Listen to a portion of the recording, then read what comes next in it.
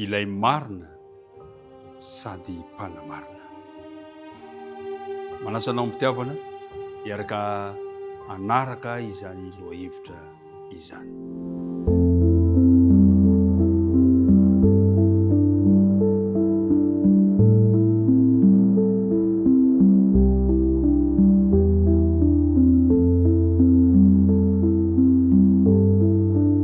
Mpiara mianatra namana isany mpiara-midinika namana noho ny amin'ny anaran'i Jesosy ilay ity antsika, ilay nitantana ny fiainantsika, ilay nanome tombotsoa fahavelomana ao antsika no anolorana am-pifaliana ny fiarabana tafahoana soamatsara indray amin'ny alalan'ity fandaharana ity. Ny tompo ombanao hatrany hatrany ary ny fitahiana mananambiamby izay fonomanino any zanany dia mba homeny anao ihany koa amin'ity androany ity. Andeha iaraka hifanofahofantanana isika hosolo ny fifandraisan-tanana.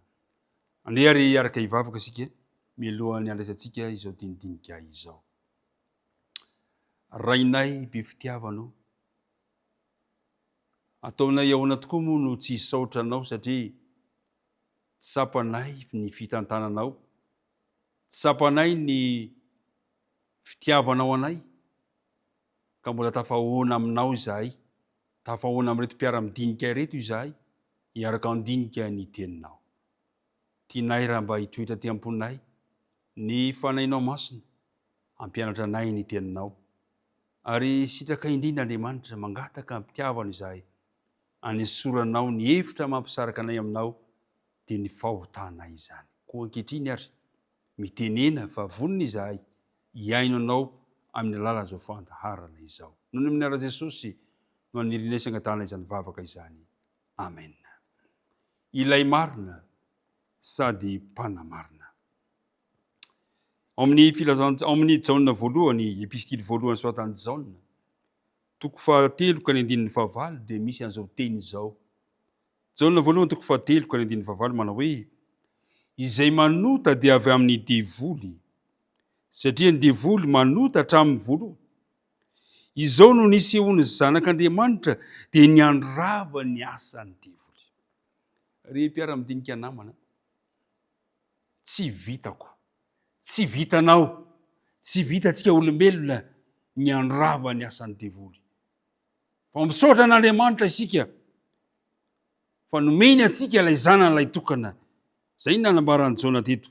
Izao no nisehoany zanak'Andriamanitra dia niandrava ny asan'ny devoly. Ary eo amin'ny bokin'ny Hebreo toko 2:7-10 ary izy dia milaza manao hoe: mba handringanany amin'ny fahafatesana ilay manana ny hery ny fahafatesana dia ny devoly, Jesosy, no andringana ilay fahavalo dia Satana izany. Kanefa mandalo dingana roa vao tena resy tanteraka io fahavalo sy ny fanjakany. Mandalo dingana roa vao tena resy ny voalohany, ny hazo fijaliana izay nentin'i Kristy nampianjaanja ny fitaka Satana ka nanendrikendrehany an'Andriamanitra, ary ny farany horavana i Satana sy ny fanjakany amin'ny farany. Zay dingana roa izay no entin'Andriamanitra andravana ny asan'ny devoly, ny hazo fijaliana sy ny fandravana farany izay ataon'Andriamanitra amin'ny Satana. Zao no voalaza amin'ny bokin'ny Romanina toko 7, Romanina toko 7 ka ny 7:17 sy ny 9:20. Zao no voalaza lety: fa samy efa nanota izy rehetra ka tsy manana voninahitra avy amin'Andriamanitra, nefa hamarina maimaimpona amin'ny fahasoavana izy noho ny fanavotana izay eo amin'ny Kristy Jesosy, izay nasehon'Andriamanitra tamin'ny rany ho fanavotana amin'ny finoana, hanehoana ny fahamarinany amin'ny tsy namalian'Andriamanitra ny fahotana lasa tamin'ny nandefirany, mba hanehoana ny fahamarinany ankehitriny, mba ho marina izy sady anamarina izay manana finoana an Jesosy. Sady marina Andriamanitra no mpanamarina antsika ry mpiara-midinika namana. Mahafinaritra mieritreritra an'izany. Sady marina Andriamanitra no te-hanamarina anao izy amin'ny anaran'ny Jesosy Kristy. Romanina toko 5 ka ny 9:5.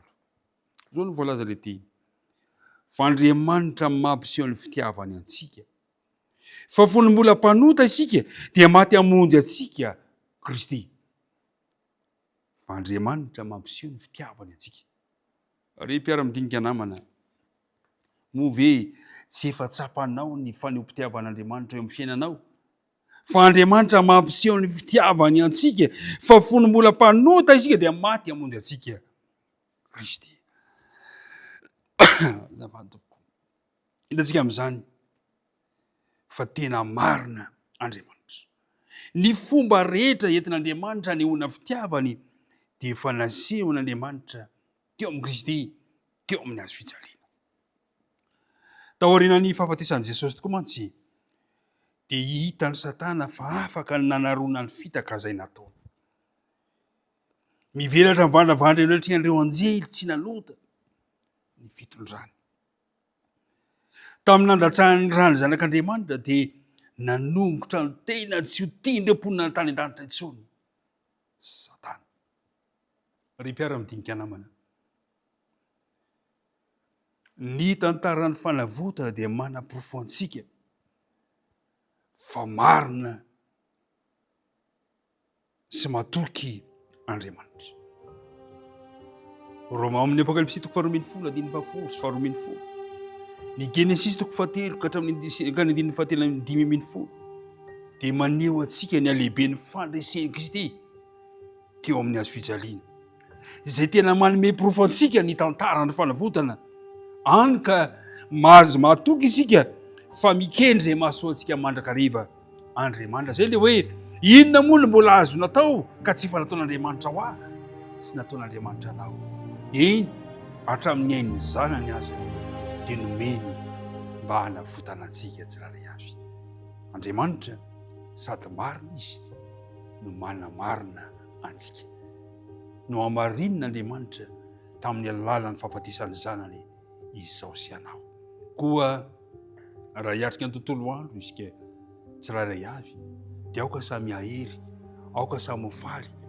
fa efa no hamarinan'Andriamanitra ianao no efa no hamarinan'Andriamanitra tamin'ny alalan'i Jesosy Kristy isika rehetra ka dia ny tompany ombanao ny tompany hitantana ny fiainanao mahery izy fa tianao ilay Andriamanitra marina sady vonina hanina marina anao hivavaka isika Andriamanitra rainay any an-danitro misotranao izahay fa nampafantarinao anay indray teto fa tsy vitany hoe marina fotsiny ianao fa vonina koa ianao hanamarina anay na dia tsy mendrika ary izahay noho ny amin'ny rany zanakao dia azonao atao ny manamarina anay koa ankehitriny ary tario izay Andriamanitra amin'ny alalan'ny faneno masina mba hanaika ny Jesosy motompo sy mpamonjy ny fiainanay ka ny fiainanay dia miantoraka eo aminy ny fiainanay dia miantehitra eo aminy isan'andro san'andro dia apetraka ampitantananao ny tontolo andronay androany mivavaka tononona sy angatahana noho ny amin'ny anara Jesosy amen